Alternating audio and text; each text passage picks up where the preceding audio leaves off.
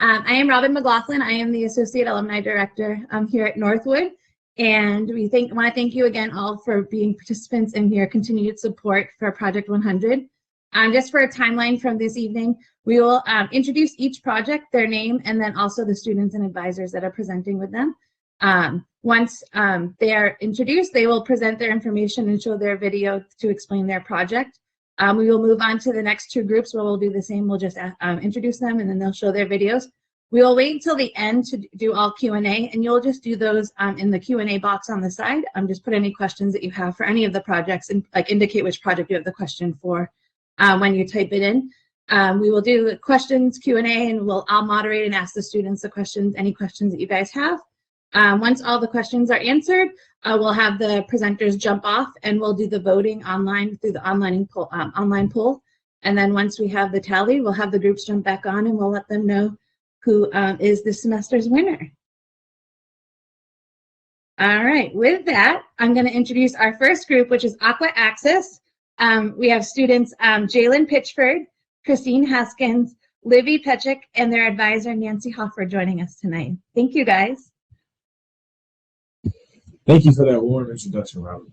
Hello, I am Jalen Pitchford, and here with me this evening is Christine Haskins, Livy Petchik, and our Assistant Director of Student Life, Nancy Hoffer. We have a project that we are excited to talk to you guys about tonight. It is called Aqua Access, and hold on for a second. My mouth is kind of dry, and I'm going to take a drink of water. Jalen, what are you thinking? Those water bottles are so bad for the environment. You should have a reusable bottle like mine. You know, of course, Christine, you're right. But did you know that there's an issue with water bottle refilling stations and drinking fountains on campus? We only have 2 at North Village, a few in the Haken Bennett area, which is geared towards athletes, and there is 1 at the Plaster. Around campus, we have other drinking fountains, but none with water bottle refilling stations. That is indeed a big problem. Not only is it inconvenient for our students, but did you know that according to Plastic Oceans, 1 million marine animals are killed by plastic every year? And that there will be more plastic in our oceans than fish by 2050. And that there are 1.4 billion plastic bottles used worldwide each year. You know, Livy, that's not a big problem. It's a crisis. That's why we feel our Project 100 is a great idea. Students, faculty, and staff will have access to fresh, clean drinking water and help the environment all at the same time. It's a win-win. Now, let us take a look at our video.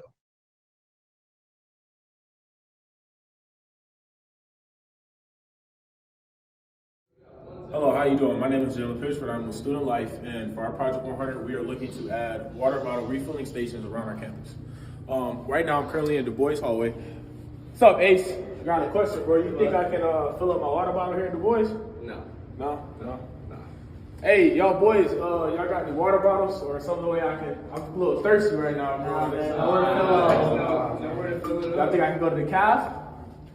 No, not there. So, question, would y'all benefit from having water bottle refilling stations in Du Bois or in the calf? Yeah. Appreciate it. Du Bois was no luck. I know the same way in Minor. I don't know, I'm not really allowed over there, but I got my water bottle here. We're gonna try the calf. Let's see what's going on. What's up, Andrew? I was just wondering if I could fill my water bottle while I was Okay, bud. Man, thanks. I appreciate it, though. Yeah, no problem. All right. We're here with Haley, who was just in the calf.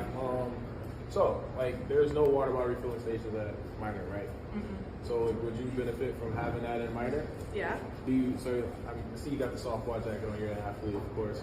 How much money do you spend on plastic water bottles if you buy plastic water bottles? I don't know, but it's a lot. Yeah. So you would definitely benefit from having a water bottle refilling station. Awesome.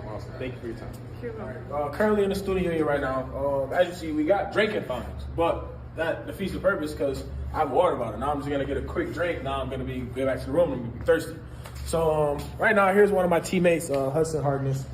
He's also on the football team. He has his water bottle. He carries it everywhere he goes. Hudson, I got a couple questions for you. Yeah. So, you live in Nagley, right? Yes. Nagley, you guys have not a drink fountain, you have a sink or whatnot, but that sink is contaminated water or whatnot. You never knows what's in there. You probably spend a lot of money on plastic water bottles as well. Yeah. So Comparing that to your life in the dorms, is it easier? Is it the same? Is it hard? I would say they're both pretty difficult because the only spot you can get water is at the Hawk, which is across campus from both Nagley and Du Bois. Okay. So kind of common theme I'm having here. Question though, would you benefit from having, let's say, a water bottle refilling station either in the Du Bois hallway or near the CAP? I think it would be beneficial to everyone on campus, not just athletes and people that live in the dorm. Anyone it would be beneficial for. Thank you. Appreciate your time.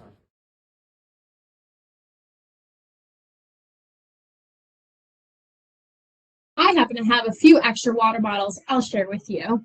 Thank you, Christine. Thank you. Cheers. Cheers. Thank you, Aqua Access. Our next group is Keeping Up with the Pack with DeLorean Ishman and Austin Wolf, and their advisor, Kate Hessling, is on as well, joining by.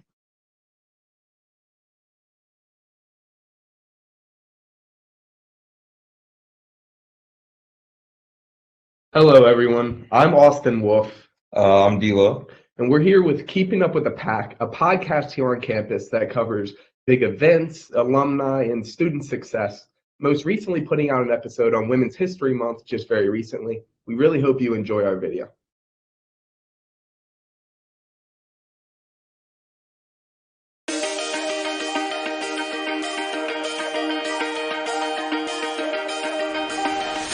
Keeping Up with the Pack was an idea that I came up with over the summer. It was after a conversation I had with President McDonald my freshman year, and we were talking about how do we grow the Northwood idea around the world and also sort of diversity that we have on campus. And that's when the idea of Keeping Up with the Pack came to my head.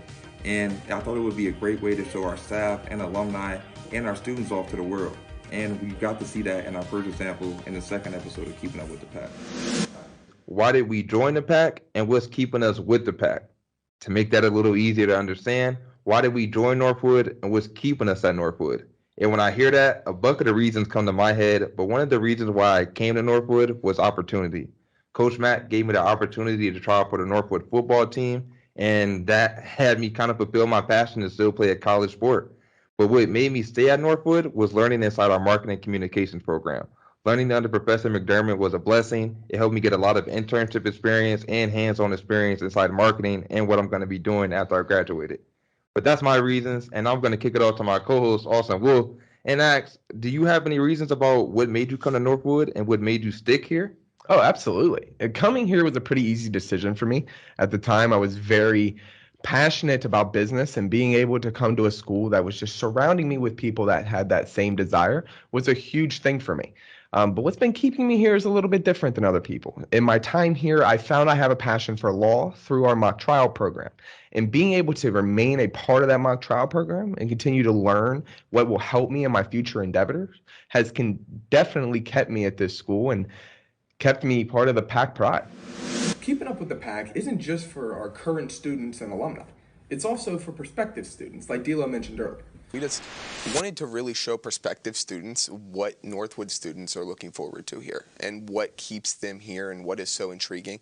Being a small campus in Midland, I can understand that question comes up, and there's so many opportunities that Northwood gives you, and we just wanted to shine as much light on that as we possibly could. I want to keep this going and want to keep something like this for the Northwood community, for the Midland community, because I feel like it's for everybody. It's for students, it's for alumni, it's for the Midland community, it's for the donors, it's for everybody who wants to give to our Northwood idea. So I don't think it should be a reason to stop after I'm gone or after Austin's gone. Yeah, oh, well, you gentlemen really exemplify what Northwood is about.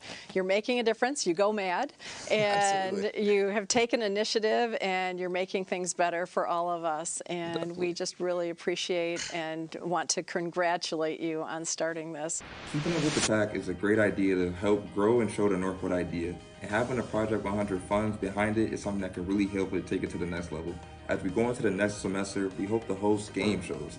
An example being Family Feud and Jeopardy, where we bring in the staff versus some of the alumni, and even have some of the sport teams face off against each other, building up a more camaraderie on the campus and having more fun on the campus. And going beyond that, we hope to host a charity drive, more like a color gauntlet, where we involve the Midland community along with the Northwood community, along with our staff and students, and we all come together to hopefully do a charity drive to push funds back into our private donor scholarships. And I hope to build this as a routine to keep the Northwood idea going, as long with the Keeping Up with the Pack stride going. D'Lo and I want Keeping Up with the Pack to become a household name around Northwood. For that, we need longevity. And for that, we need a succession plan, with D'Lo and myself both being seniors. Now, luckily, I will still be here next year with a new co-host, but after that, carrying the torch of this show will be our great advisor, Kate Hessling, who's going to continue to push the message that Keeping Up with the Pack is trying to create here at Northwood. Greetings, esteemed alumni. Thank you so much for considering this exciting application to invest your incredible funding into. As D'Lo and Austin thoroughly explained, this is a great program for the students as well as for the university as a whole. You really can't buy the type of marketing that they're giving Northwood University through this program. And they're really fired up, and they want to fire up other students. And part of that is through hype events and charity events that they'd like to hold in the future. And throughout all of this, they are supported by our campus media team, which consists of 7 students. This is a very big effort compared to prior efforts, and it's something, as you heard, that has a succession plan. So your investment is something that will continue to pay off for years to come. Thank you so much.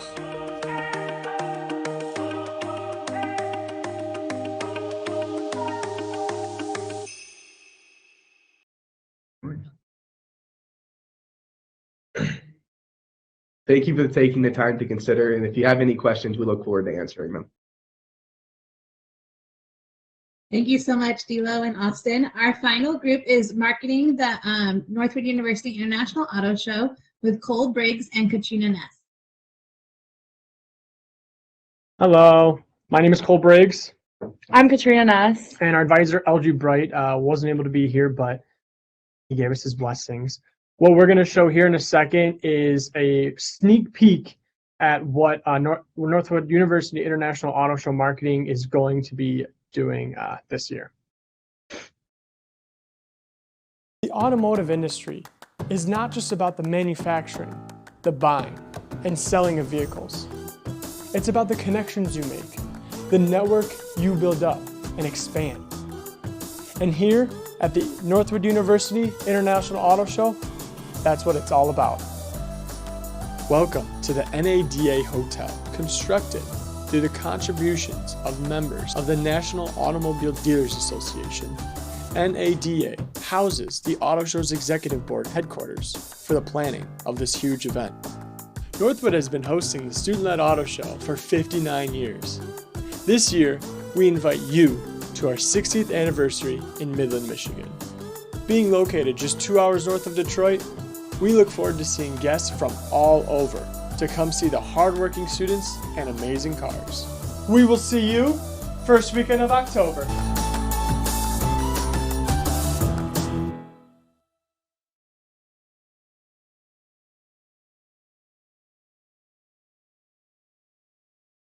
So as you saw in the video, that's going to be our theme for this year for the auto show.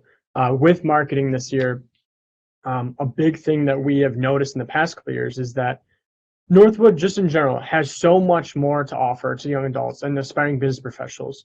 But the problem is that people do not know about it.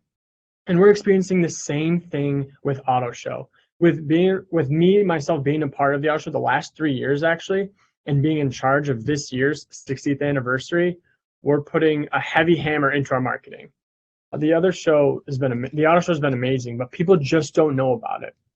And I'm sure as alumni, like you all know, that a student-led, hands-on experience the Northwood offers is amazing. So we've already been starting to march forward with our marketing initiatives. So some of these include a large group of us from the executive board team heading down to NADA and networking with automotive industry professionals from all around the country and all around the world. We've also already had an interview with a company called ASOTU, which stands for Automotive State of the Union, and we are currently booking a trip down to Atlanta to head into the CBT News studio to do another interview. And we're also in correspondence with Automotive News. And these are all just really big news companies that are going to help get more publicity for not only the Northwood Auto Show, but also Northwood in general. And that's just the networking side of it. So a lot of our funding would pay for some of these travel expenses, but also we want to move towards more in-house operations such as photography, and we would buy a camera, and this would save us money in years prior because we wouldn't need to hire a photographer, and we would teach our team how to use it so we could use it for multiple years. Yeah. We've also received a lot of consultations from different website experts in order to start implementing search engine optimization for our website to create just more awareness in general, which also costs money. And at the show this year, we're working a lot on showcasing our students, showcasing the connections that they are making through different storytelling experiences and through podcasts. By obtaining some of this equipment for podcasts, such as microphones that we can have like mobily at the show, we're going to be able to create a lot more marketing material, not just for from this year, but also we'll be able to keep our audience engaged throughout the whole year.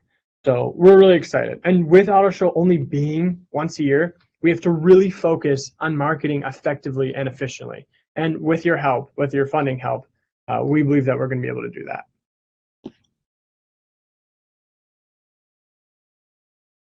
Thank you, Cole and Katrina. So those are our three groups. If you have any questions for any of them, please use the Q&A feature to hear those questions, and I'll moderate those as they come in. There's no questions yet, but I have a question for Aqua Access. Now, like if there's no water available at Du Bois and Minor, where do students get it currently? Like, do they just buy bottled water, or do they go other places? So with it being just only located, not any located in Boys and Minor, many students kind of just plastic water bottles, or they have alternatives to drink, buying sugary drinks, or just taking a to-go cup from the caf that honestly it's a 16-ounce cup that once they get back, it's over with the rest of the night. They have nothing else to drink and things like that. And once the caf closes throughout the week, there's no more going back to get a refill in that to-go cup. Whereas if it was water bottle refilling stations, they can have access to that every day, 24/7. All right, we got some questions in. How many water stations can be funded by the Project 100 investment? Around 3 should definitely be funded, since it costs about $2,000 to $3,000 for each station. So we should at least get 3. And then someone else asked a question: what does a water bill filler cost in the purchase and an install? Does that include the installation? Yes, it will. Okay. And then how much water bottles? Oh, we already answered that. Okay. Never mind. Let me go to the next one. For keeping up with the pack, how would the game show improve retention of students at Northwood? How would the funds replenish themselves? Will the expenses of the fundraiser be charged back through donations, or will the money be expensed through the Project 100 fund? In terms of getting people involved with the game shows, we're just trying to, this campus, especially since COVID, has had a little bit of a problem getting the whole community involved with things. And we think that being able to bring those students out, get them involved, get some big time prizes that we can get to really motivate students, get it really interesting and make them motivated. We're just hoping that it really creates a cohesion, as well as giving out our business cards constantly with t-shirts that we plan to shoot out with the t-shirt gun that we're going to buy. That would just constantly have like a QR code that would bring people to our episodes, hopefully, drawing the community closer as we go on. And then in terms, it would be expensed through the Project 100. The point is to create a hype event to get the student body excited about the student media team and the production, and make the student body feel more connected to each other in general. So it would all be expensed through the Project 100. In terms of the funds replenishing themselves, that's not something that necessarily would happen here. We're trying to think that hopefully we're able to get more donations through these types of things from other alumni as we continue to go forward, but also just being able to establish a platform on campus to where maybe we can start receiving funds from the school to fund it in general from the marketing budget. Thank you. Aqua Access, who is responsible for the cleanliness? Will it be filtered? And then if it is filtered, who is paying for the new cartridges?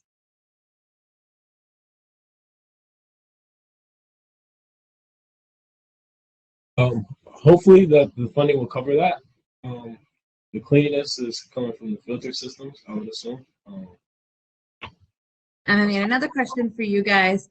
Has the water bottle filling station idea been proposed to the university as an NU investment? I don't believe it has been, but the few we do have are only in areas mostly for sports. So I think it has been brought to their attention and it was only given to the sports areas. Auto show team, there were a number of ideas provided for the $10,000 investment. How would you measure success of the investment? This is a good question because that's ultimately the hardest thing when giving money is you want to know how it's going to be, like how is it successful?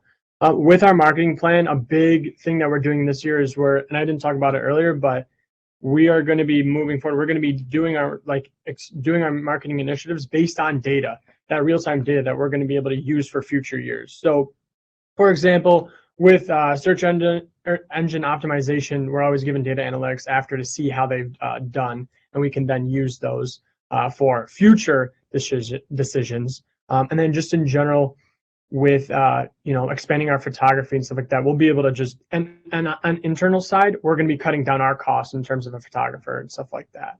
And then on like terms of like travel expenses and like heading down to Atlanta to visit CBT, when we're in Atlanta, we won't only be visiting CBT. We've been talking with our department head, LG Bright, and he's been setting us up with contacts and people to go visit and see down there. For example, we have the possibility of going to the Porsche headquarters, right? Yeah, and Cox. And Cox Automotive. So that's not only like getting us experiencing and networking, but it's also setting a really good reputation for Northwood students in general. One other question for you guys, I think, yes. He would like to know the demographics of the SEO keywords. Yeah. So so auto show just in general, what we reach right now, at least from what we've surveyed in past years, granted we've only been doing this for so many years, it's been around for 60 years.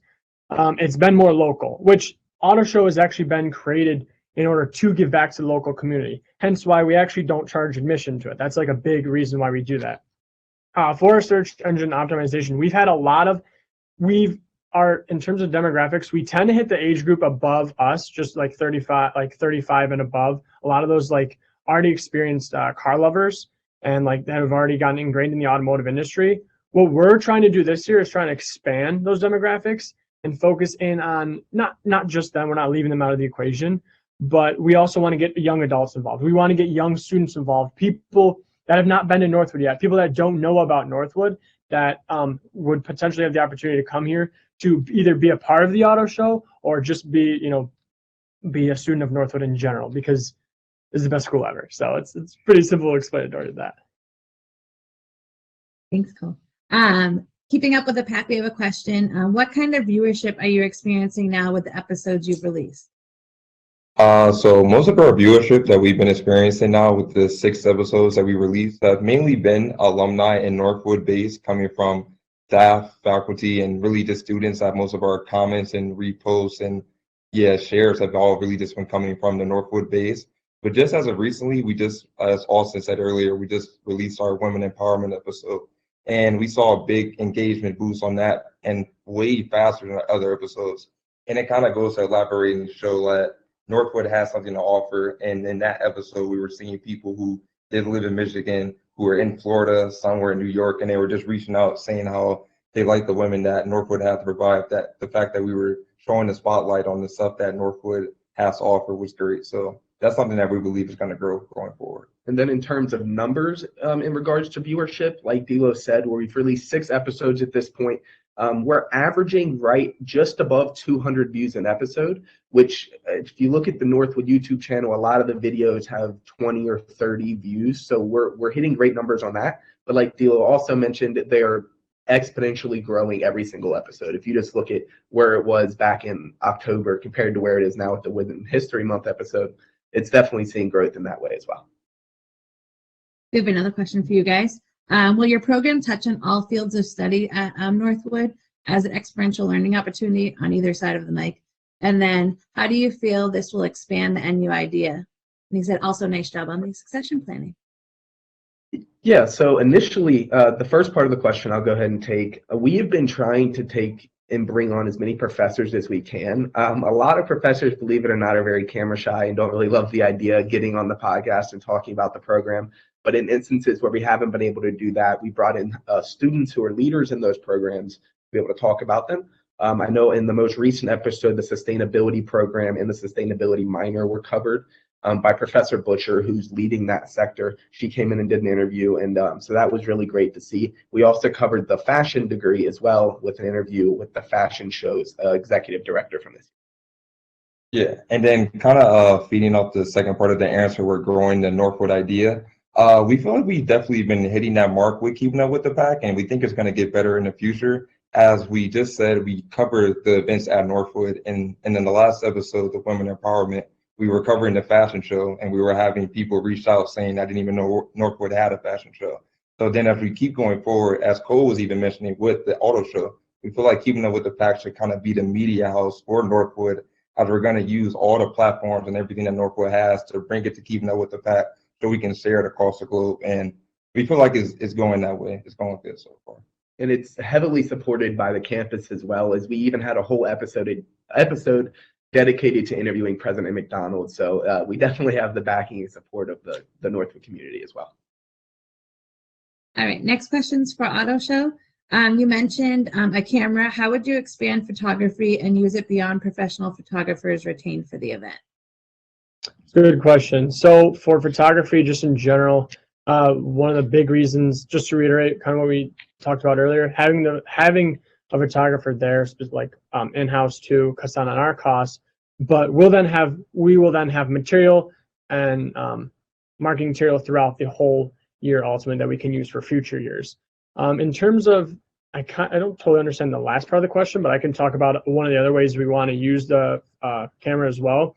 Is there's a lot of other student organizations on campus that also need photographer, like need cameras, need stuff like that. And we would also then be able to provide photography to those different organizations. And we could even, truthfully, if it came down to it, we could even charge them less than all the professionals, which would then give us a little bit more income, which would help sustain us as well, and eventually work off the expense of the camera ultimately. Now, there's a drawback in the sense that we would then, like, there's might be some people on our team that don't know how to use a camera, and that's why like having it though year round would then be able to give them the opportunity to learn the increase in their photography skills and stuff like that. So hopefully I answered that one all right. Another question kind of for you and keeping up with the pack. Do you guys plan on working together? It seems like a great partnership to grow both programs. I guess I'll kind of jump in here, Cole. Cole and Dilo and myself, Cole actually worked on the executive board of the fashion show as well, and we saw him while we were there conducting interviews. Have already talked about how we plan to have Cole on very soon to be advertising the auto show, and plan to have the show there being covered by us next year as well. Unfortunately, this year, Dilo and myself both compete in Northwood's mock trial team. And due to the scholarship we received, we had certain tournament obligations we have to hit. We happened to have a tournament on that weekend this year, so we weren't able to be in person to cover it, but we reached out to the auto show to get photos to still feature in the episode. So it was still covered, but it will definitely be done better next year as well. And to elaborate on that, yes, there would definitely be opportunities for that.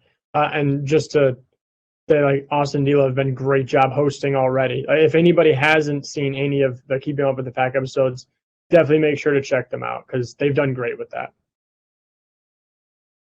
Our next question is for Aqua Access.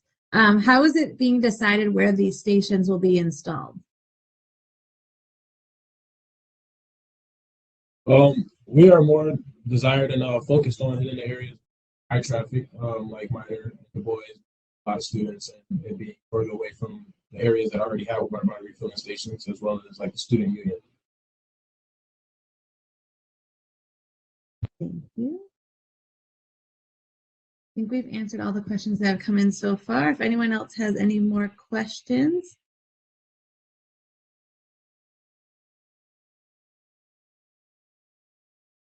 Carrie asked a question about an update on other past Project 100 groups. So last semester was the Career Closet. They have received the training that the three individuals received training, and they're actually training students and staff on. They get these little like I hear you green things they can put on their back so that the trainees know people who see them on campus they can know that they are a trusted person that they can talk to. And there's more staff also getting trained all the time. We have another training, I believe, this month or next month. But also on Thursday, Andy Silvis, our director of counseling services, is going to be talking about it for our alumni webinar. So if you are available at noon on Thursday, we'll be having a webinar on that. It is recorded, so if you do miss it, just keep an eye out on the alumni emails and also on our YouTube to see the recording of that.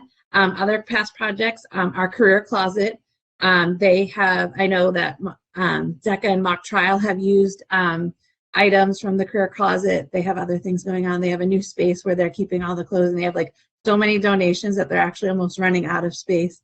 But I know a lot of students and even the community is using the resources for that. And we have information. We're going to take pictures and things like that that we'll send to all Project 100 past, all of our members about the past projects. Well, thank you guys for all coming back. We were just giving an update on some past projects. The voting is in, and this year's winner is Student Life and their Aqua Access project. So thank you all so much. Just a reminder, I know some of our other groups, a lot of times groups apply a couple times before they are awarded, so please apply again with your ideas. You all three had wonderful ideas. It makes the decision really hard on what to fund, but we're excited for Aqua Access. We look forward to everyone joining us next semester for our fall Project 100. And thank you again for supporting the program. Guys, stay on because we're going to take a couple screenshots of the students, but we'll end it for everyone else joining us. So thank you everyone for joining us tonight, and we look forward to seeing you in the fall.